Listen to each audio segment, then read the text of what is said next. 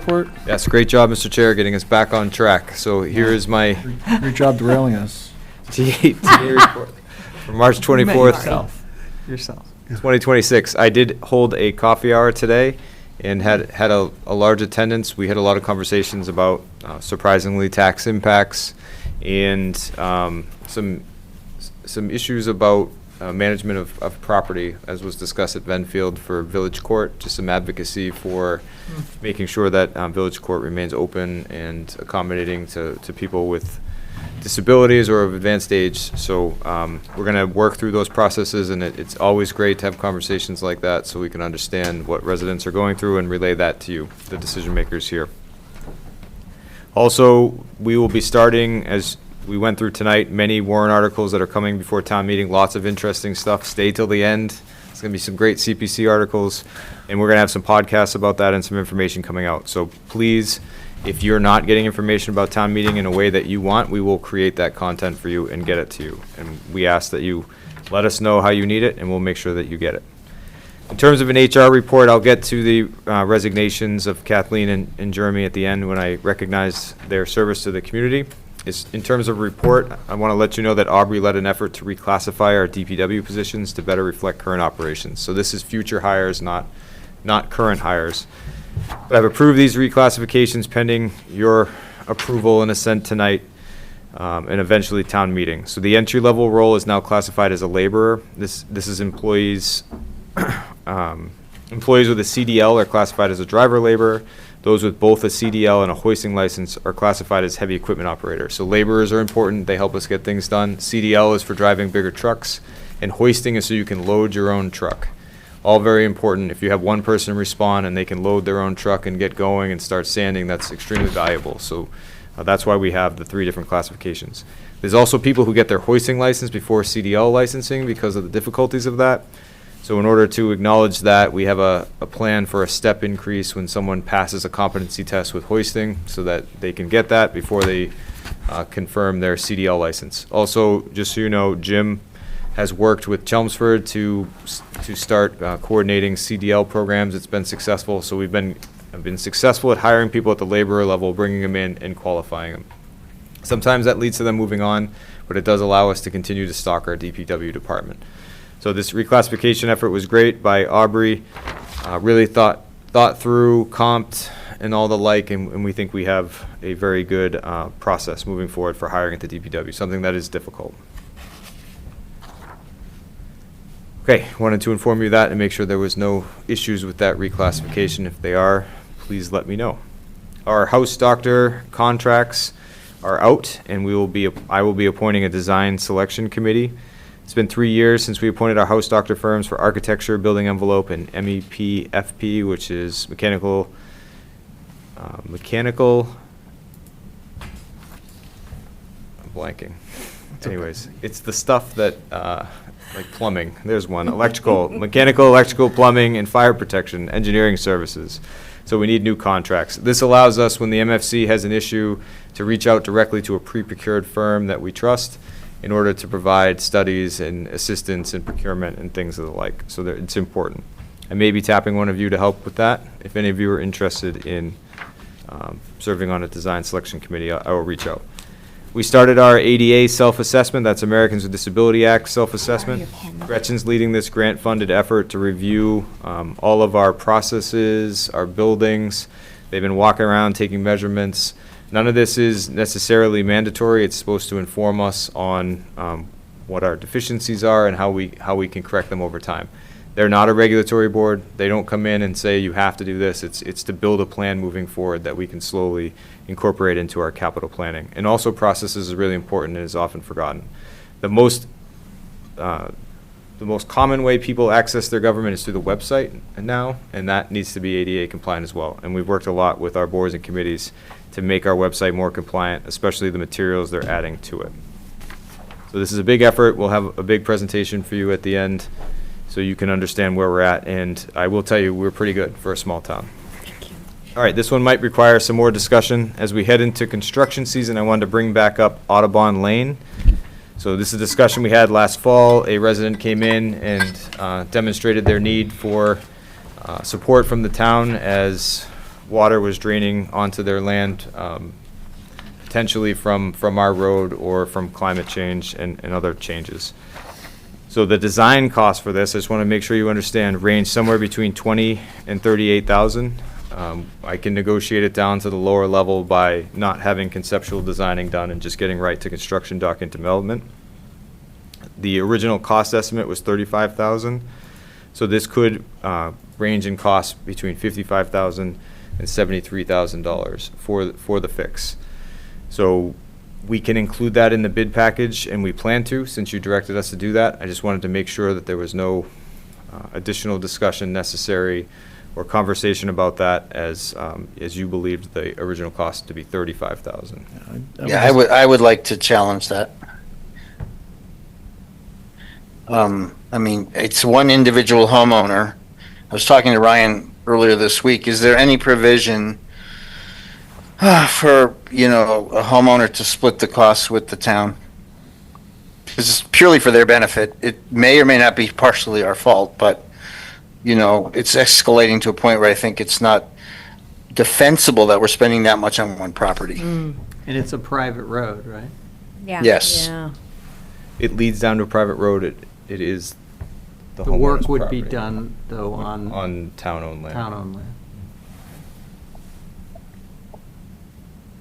Well, and again, I went back and looked at the materials provided by Niche, and, in that whole review and the two options, I mean, he was pretty direct about this option's like 35, and this concept that, oh, by the way, there's $38,000 in conceptual design and construction and admin and design support was not mentioned Yeah. when we had that discussion and when we had the homeowner here and when we deliberated this. And I take exception to Niche for not mentioning, oh, by the way, Yeah. the majority of expense is not being mentioned here. And I don't even understand how, and again, this is municipal, right? But conceptual design and construction and admin design support would exceed the actual cost of construction for what was being Right. described. So I don't know what's going on with this one.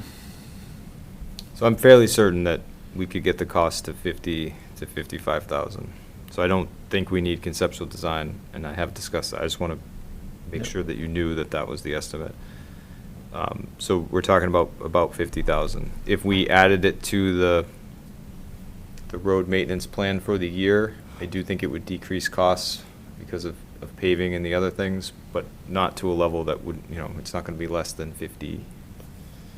So it's 15,000 more than you originally approved. I didn't feel comfortable approving that without bringing it back to you.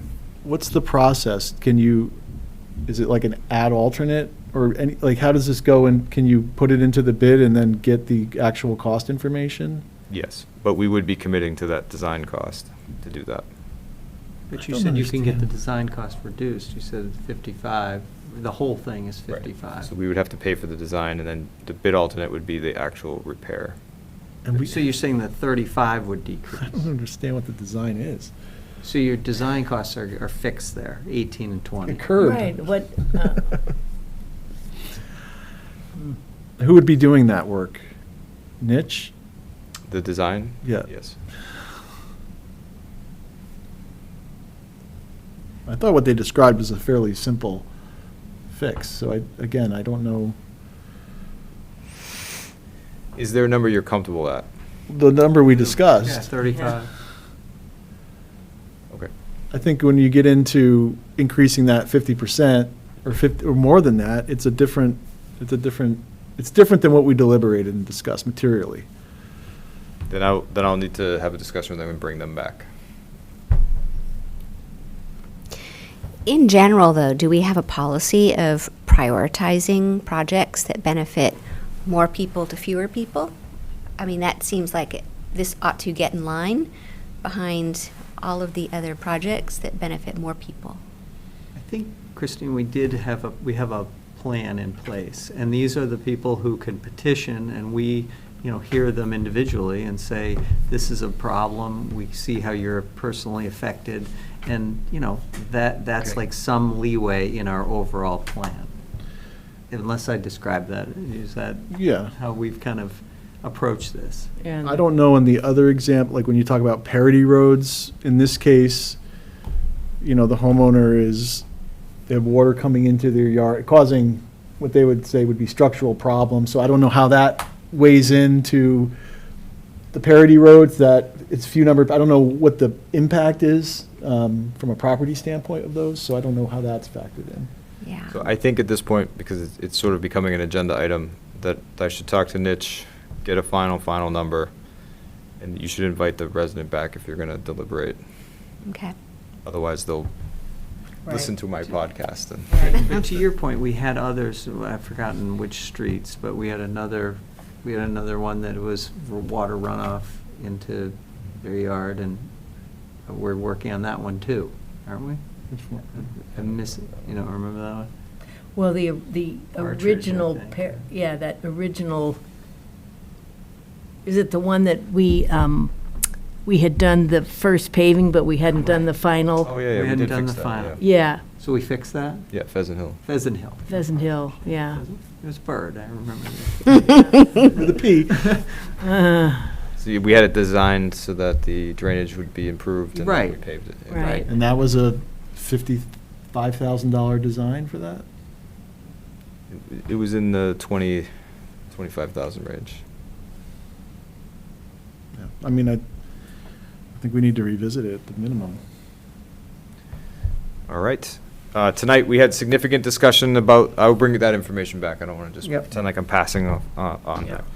So the budget discussion we had tonight, the select board made significant decisions about their budget recommendations for expenditures, revenue, tax impact, capital plan, and reserve levels. We will put this together with the finance committee's final blessing as a budget book for people to consume, pending one or two small last budget item, not small, but things to approve.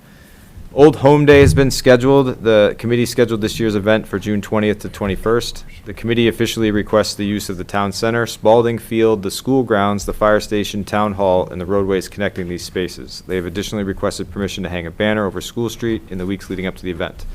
We approve the banner, as that's within our policy. The select board needs to approve the use of the land, and traditionally you do. All coordinations have been done that you normally require. May I make a motion then? I move to approve the request of the Old Home Day Committee for the use of town lands, buildings, and roads on June 20th and 21st. The town center, Spalding Field, town hall, byways, and selected roads for foot races. And I move to recommend the use of the school and grounds for Old Home Day to the school committee. And I move to recommend the use of the fire station to the fire chief. Is there a second? I'll Second. that. Okay. Any further discussion or deliberation? Roll call? Arnold, I. Belline. Snell, aye. Stevens, aye. Triola, aye. Moving on to some capital projects. Our town hall bathroom renovation is complete. People can enjoy those. We'll be rehanging the mirrors, et cetera. I'm sure people miss those. The most important part of the project was the plumbing from the fixtures to the mechanical room, and that's all been replaced, which significantly reduces the risk of flooding. So besides the aesthetics, the infrastructure itself improved, which is good, and hopefully will last a long time. They're putting mirrors in. The snow's melted, so the cemetery mapping is continuing. We'll have more updates from the cemetery committee for you on that. The Cranberry Bog Dam continues to move on. We have worked and are trying to finalize an agreement with the dam engineer to help us understand the various aspects of the dam. So that continues. It's a very complicated project, but Megan has been working really hard on it. The initial recommendation is and we have authorized some spending to dig out I don't want to call them spillways because that was a touch point earlier, but to create the space for the water to move through the dam so that the pressure is relieved off it as water starts to accumulate from the spring. So we are doing that to make sure that we have options and the dam just doesn't go away. One day I will report to you that Cranberry Bog Dam is done. Today is not the day. The best part about the engineer and the like is they're going to combine the hydrology study, all of this past history, and provide a recommendation either on the existing design or maybe even a full new design. So more to come. The Bog House Affordability Housing Feasibility Study. So the town continues to advance this project using previously appropriated CHT funds. To date, the town has engaged with a housing consultant, re-engaged GNAP, which is one of our house doctors, and continued schematic design services, and brought civil engineers back to evaluate site feasibility. To build on this progress, they are requesting $200,000 is the number right now in CPA funds to advance the project to the next phase. This funding will support key deliverables like identifying the precise parcel needed for development so that we can do the swap that's necessary, complete any legal and appraisal work that's required for that Article 97 swap, advanced site planning, etc. And the idea is that this would be handed off to a nonprofit-like organization who would take on the design and construction costs. Lots to go, but still moving along. Very complicated and interesting project that I'm sure many of you are following. More updates will be coming. For your building construction projects, the library renovation project is now out to bid. We're actively responding to inquiries from multiple contractors. Once bids are received, we'll have the firm cost for the full renovation, and it'll be a quick analysis of that cost to present to you what's necessary to fill the gap. Hopefully there's no gap, but there likely will be. And then that will inform the CPA request the town meeting is going to be considering. There's also key MFC projects in there, like the mechanical room expansion and the library coil project. So we're all waiting for those data points. The police station renovation is going to be advancing quickly once the weather conditions approve. This group, this design team, and the building committee meet monthly and weekly for the project team, monthly for the committee to go over the work. Most recently, Suzanne has been working on the furniture procurement for the inside, and I've been working on the community room and how we can use PEG funding to offset those costs. We've identified at least $30,000 so far that will add to our either lowering of the tax impact or the contingency for anything that we don't know yet. The fire station renovation building committee met with the design team to continue to advance the design, the permitting, and the budget refinement. This is a very tight timeline and difficult process. Much credit to your volunteers who are meeting regularly to help move this through, and to all your other boards and committees that are working hard to try to get this project across the finish line.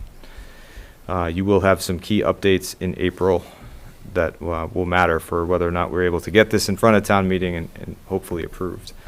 And then, as we mentioned earlier tonight, the DPW Renovation Building Committee finalized an RFP to identify the design team that's going to be helping you with this project. That firm will be selected prior to town meeting and should help inform that $1.4 million design request that you voted to recommend tonight. Some upcoming discussion points. We're going to continue to talk about personnel policies until we do them all. Budget and town meeting is going to be a talking point right up to May 18th, when we'll see the entire town there to make these important decisions. Actually, hope not, because I don't think we have enough seating for that. But Get the gym ready. although we're talking about, I just had like flashbacks. Speaking of fall town meeting, we're going to be talking about logistics and when your deadlines are going to be for your important recommendations, because fall comes quick after annual town meeting, just a few months of summer and then right into the fall. Highland Building continues to be a discussion community-wide and needs to come before you so that you can hear current discussions about Highland and potentially discuss your goals for that building or not. And then the Historical Commission has asked for a joint meeting to discuss a few mutual items of interest, like their proposed demolition review bylaw. Just notifying you that we approved that Old Home Day banner. And then for staff recognition, we had 2 employees move on to opportunities. One was Kathleen Bond, who's worked in the COHS office for almost 3 years. She served as the transportation coordinator first and then was promoted to social services manager. In these roles, Kathleen assisted hundreds of Carlisle seniors, working with them to secure rides, access programs, and essential services. And her outreach is one of the ways many seniors engage with our government and the town in general. She did an excellent job representing the town, and she's moving on to a new role, but we do wish her luck and appreciate her service here. Jeremy Gagne, I always trouble with the French pronunciation, Jeremy Gagne. Although his time in DPW was short, just a little under a year, he did complete his tour in one of the worst winters we've had in a while, and was one of our frontline people out there plowing during these storms. One night in particular was a double overnight, or almost 72 hours of plowing service. So I'm hoping that's not why he left, but I wouldn't blame him. That's a lot of effort. As a driver laborer, he worked long hours, cleared roads, and helped to keep things safe for our residents. He's heading to a new opportunity as well, but we appreciate the work he did in Carlisle, even when things were difficult. You have a slew of meetings coming up. Most of them are focused on the town meeting. Some upcoming agenda items include signing that warrant and finalizing any recommendations, meeting with the moderator to discuss the town meeting logistics, your final article positions, and then a couple follow-ups. The LSC charter follow-up, the TSAC wants to meet with you again, and Trust Fund Advisory Group will come before you at some point when things slow down a bit. And that is my report, pending any of your questions. And there's one last motion about, do we need to do the one about the Concord Carlisle Foundation? To place 2 signs. It's on the proposed motions, but that is usually something you would just approve, but it's in our packet. Should we just go ahead and do it? Yeah, that might have come late. Okay. It's, Is it just it's the, page 6, it's on the, yeah, it's just about placing 2 signs around the Rotary, okay. 3 total signs. You want, I'm gonna just make the motion. Is that all right? So you know what it is? It's on page 68 of, well, the reservation form's in the packet. Okay. Yeah. It's in the back. And this is, they've renamed themselves, but they've done this, in the past. This is their annual fundraiser, and they, sometimes have a thermometer as one of the things, and then some other, So these meet your requirements, looking at them. We can approve these. We're just notifying you that they're coming. okay, The dates would be March 21st to March 28th, so they're out there now. okay. So we don't have to do this. That was a It different, sounds like it's different dates, too, so. yeah. And that's, okay, that's the same one, Concord Carlisle Foundation? Mm-hmm. Okay, so maybe that's old. All right. Okay. I have Go a ahead. quick question on cemetery deeds, just more procedurally, because one of the people will be interned this Thursday, and if David hasn't signed, I'm assuming because we've voted on it, that won't be a problem. Yep. He has enough signatures there. Okay. All right, thank you.